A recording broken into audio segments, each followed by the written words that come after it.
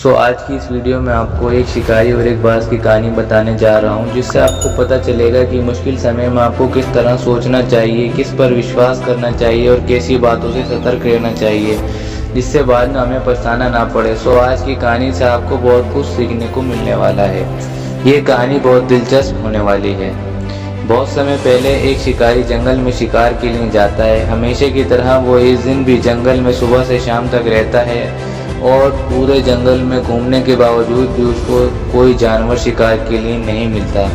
फिर शिकारी थक हार कर एक पेड़ के नीचे बैठ जाता है और सोचने लगता है कि उसके परिवार को आज कुछ भी खाने को नहीं मिलेगा। तो तभी उस शिकारी को एक पेड़ में फंसा हुआ बाज नजर आता है। तो शिकारी भागता हुआ जाता है, उस बाज को उन पेड़ की शाखाओं से छुड़ाता है और सोचता है कि आज यही मेरे परिवार वालों की भूख मिटाएगा। तो शिकारी वो उस बाज को लेकर अपने घर की तरफ चलना शुरू कर देता है। फिर बाज छूटने के लिए बहुत कोशिश करता है, लेकिन वो निकल नहीं पाता। तो थक हार कर शांत हो जाता है और शिकारी से कहता है कि तुमने मुझे अभी अभी तो पेड़ से छुड़ाया है, तो तुम मुझे वो आज़ाद कर दो।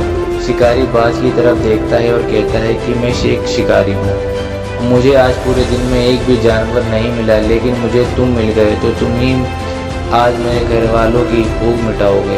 अब बाज को समझ में आ जाता है कि उसका आखिरी समय आ गया है और उसके मन में तभी एक विचार आता है। तो वो शिकारी से कहता है कि क्या तुम मेरी आखिरी इच्छा पूरी करोगे। शिकारी कहता है कि तुम मुझसे खुद को छोड़ने की बात तो नहीं कहोगे। तो बाज कहता है नहीं। शिकारी कहता है कि अच्छा ठीक है, बताओ तुम्हारी क्या इच्छाएं हैं। तो बाज उस शिकारी से कहता है कि मैं तुम्हें अपने जीवन की 2 सीख सिखाना चाहता हूँ, क्या तुम सुनना चाहोगे।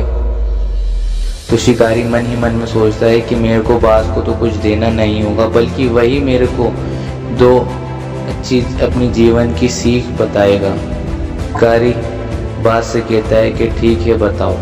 तो बाज शिकारी से कहता है कि तुम मेरी बातों को ध्यान से सुनना और अपने जीवन में हमेशा याद रखना कि तुम किसी की बातों में बिना किसी सबूत के, बिना सोच विचार के यकीन मत करना।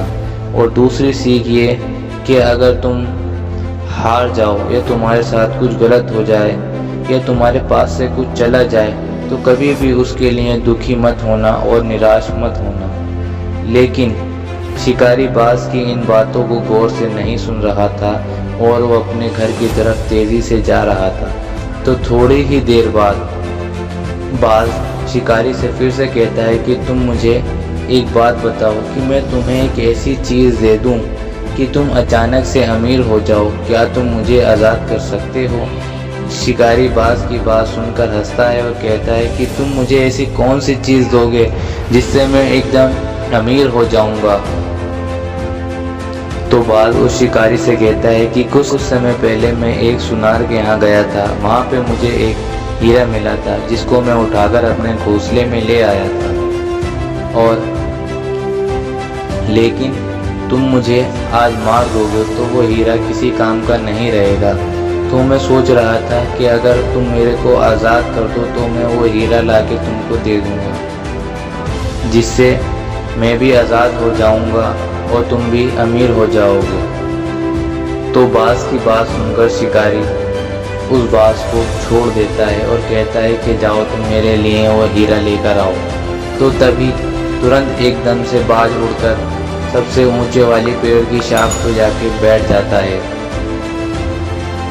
और शिकारी से कहता है कि थोड़ी ही देर पहले मैंने तुमको एक सीख दी थी कि किसी की बातों पर जल्दी से यकीन न करना, लेकिन तुमने मेरी बात पर ध्यान नहीं दिया और मेरी बातों पर बिना सोचे समझे यकीन कर लिया।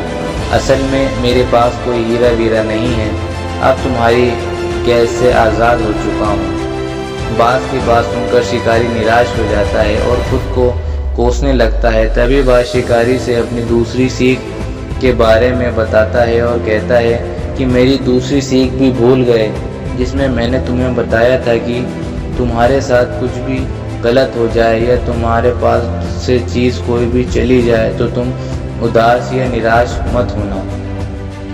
बाज की इस सीख से शिकारी की आंखें खुल गईं। और उसे वो दोनों सीखें अच्छी तरह समझ में आ गईं। अब शिकारी दुखी हुए बिना दूसरे शिकार की तलाश में निकल पड़ा और बाज भी आज़ाद हो गया। दोस्तों, हमारी लाइफ में भी ये दो सीखें हमें हमेशा याद रखनी चाहिए, कि किसी भी इंसान पर आंख बंद कर भरोसा नहीं कर लेना चाहिए, जिससे बाद में हमें पछताना पड़े।